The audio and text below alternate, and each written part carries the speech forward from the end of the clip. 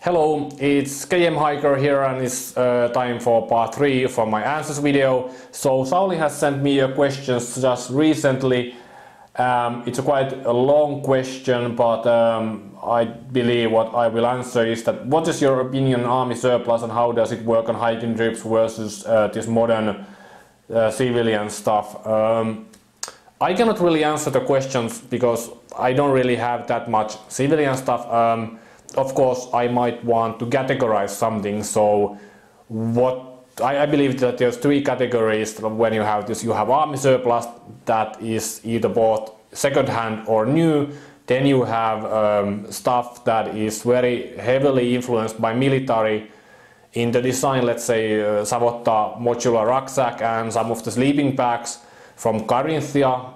Some of that is adopted by the military and some of them necessarily aren't, but you could easily use them in a military context and they would pass with flying colors. And of course then you have the pure civilian stuff. So what comes to the outer clothing, I haven't really worn any civilian outer clothing for probably 6 or 7 years, so I don't really have that much experience that I could compare currently with the latest military stuff that is on the market. Of course, civilian stuff is even as good or even better than the military stuff, but anyhow,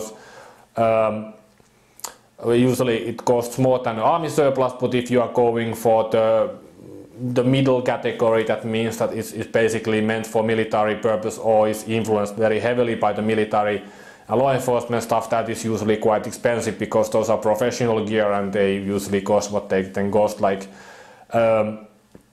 I have one set of Gore-Tex clothing for Carimor and it's Warrior. This Carimor Warrior Gore-Tex jacket and trousers, and that costs something like 450 euros the whole set. So that's equal price what comes to the, let's say if you would buy stuff from civilian side, let's say from Haglöfs, you could easily pay 400 euros or more for Gore-Tex jacket and trousers. But then again, if you would go to the completely army surplus stuff from the British military, you would get the whole set for less than 100 euros. Now, how does it compare? I would have to say that the most biggest difference is of course the price.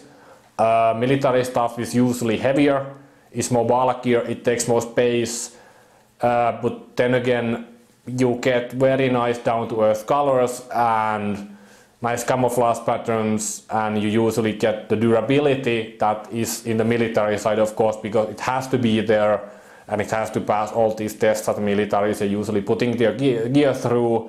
And you usually have quite a lot of these practical features, like in a windproof smock or in the American clothing you have pockets that are really thought out where you actually have to put them, and or the build quality is quite excellent because you know seams cannot undo when you are in a battle.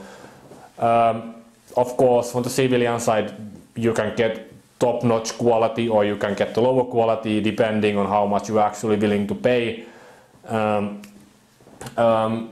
Yeah, if you are into bright colors like red, blue and green and yellow, yeah, the civilian side is quite good. What I actually have from civilian market stuff, if you are interested, I have 2 sleeping bags from Haglöfs, but then again I have something like 4 or 5 military sleeping bags. Like I have 2 from Dutch army surplus, and then I have 1 from the British army, and then I believe I have 3 Carinthia sleeping bags that I bought from new. Like I said, I have 2 tents from Hilleberg, but then again I have 2 Dutch army hooped bivy bags. One is for actual use and one is actually for backup.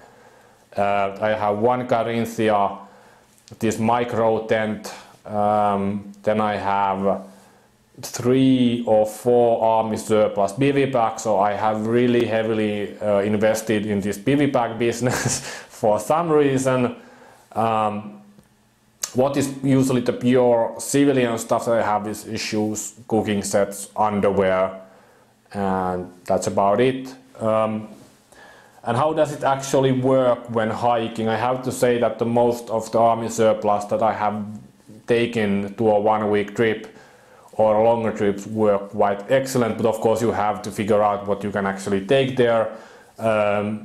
Like the Swedish Army uniform was a little bit disappointed, or is a little bit disappointing. I haven't really worn that in years, couple of years now. And also the Finnish military stuff is not probably the best that you can actually get anywhere. Also in Finland, it's not probably the best idea to start wearing the MO5 camouflage, because it's currently used by the Finnish military, and it may lead to very unpleasant situations. Not necessarily unpleasant, but there's this confusion at why is military here and what you are doing. And of course, if you are in the US or if you are in France or in England, it doesn't really matter, because then it's just one camouflage pattern that isn't the actual camouflage pattern of your country.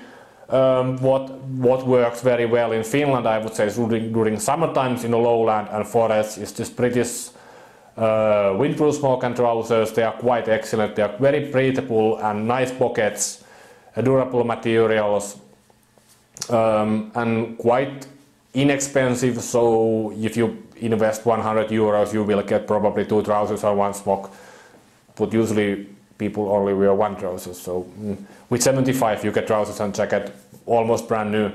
And of course on a higher, when you are going to the Lapland and to the mountains, then I usually wear the level 5 from the extremely cold weather clothing system.